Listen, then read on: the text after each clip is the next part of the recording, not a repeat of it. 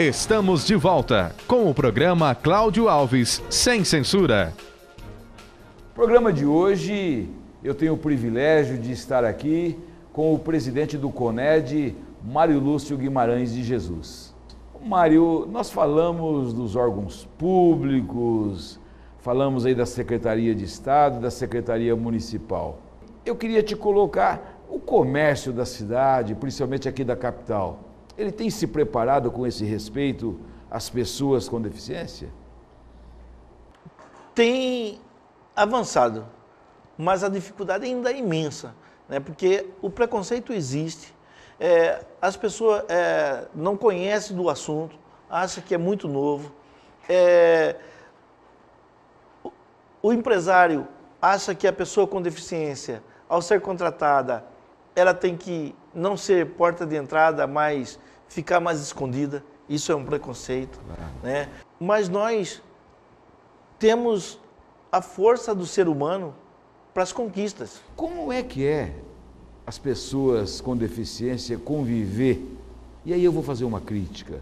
Numa capital de um estado que sequer respeita o passeio público.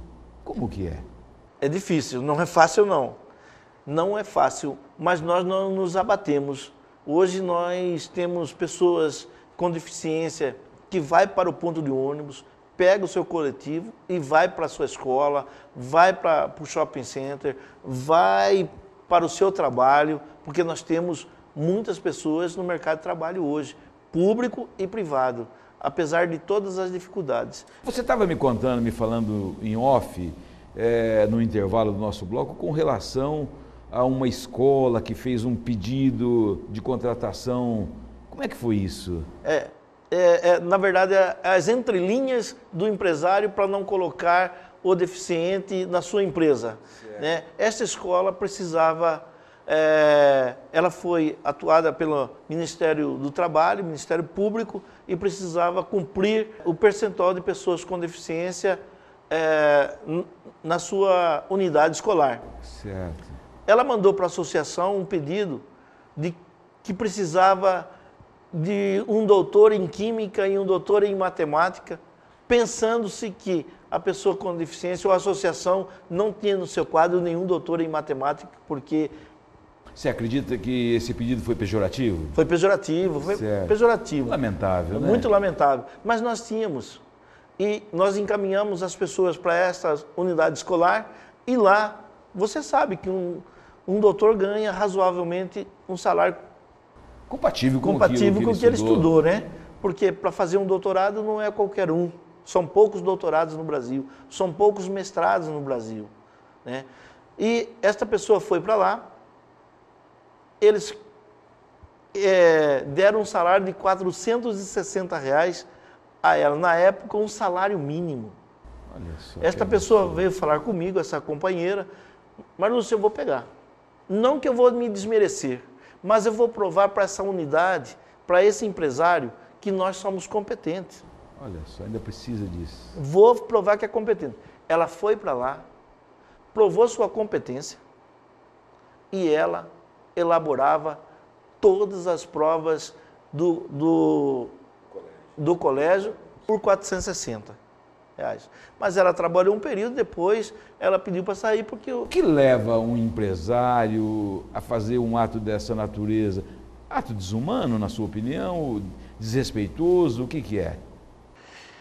É ignorância. Ignorância da atitude humana.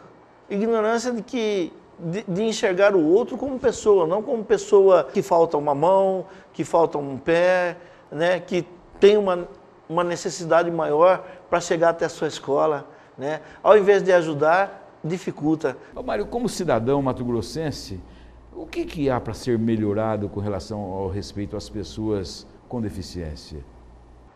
Na verdade, tudo, né? Na verdade, não é com a pessoa com deficiência. Se os nossos gestores, se o governo do estado, se os governos municipais, se a Câmara, se os secretários, de uma maneira geral, entender que a sociedade ou o emprego que ele está, ou a pessoa que ele está representando todas as pessoas da cidade, ele vai passar a pensar que ele foi criança um dia, certo? Que depois ele ficou adulto, que ele pode ter sido, ficar deficiente ou obeso, que ele vai envelhecer. Porque muitas pessoas só começam a acreditar que as dificuldades são imensas quando começa a acontecer com eles. Começa a acontecer com eles. Infelizmente, às vezes se muda pela dor.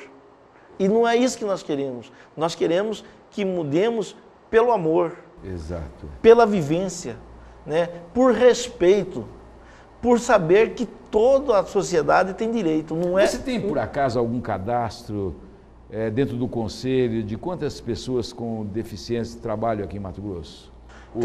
Tem no conselho e tem na associação. Certo. Dá para você falar algum número? Eu acredito que 5% da população mato-grossense de deficientes estão no mercado de trabalho. Por que 5%? Porque as pessoas com deficiência da intelectualidade é difícil chegar ao mercado de trabalho, é um preconceito ainda maior. Certo. As pessoas surdas também é outra dificuldade. Elas mais são usadas como escravidão branca do que qualquer outra coisa. Porque o deficiente surdo é um cara aparentemente normal. E como anda a saúde, a questão da saúde para a pessoa com deficiência aqui? Está sendo respeitados os direitos na aquisição de algum aparelho da surdez, na questão de aquisição de alguma cadeira de roda? Esses direitos estão sendo verificados? O que o Conselho tem feito? Na verdade, na gestão pública, se sabe o que é preciso.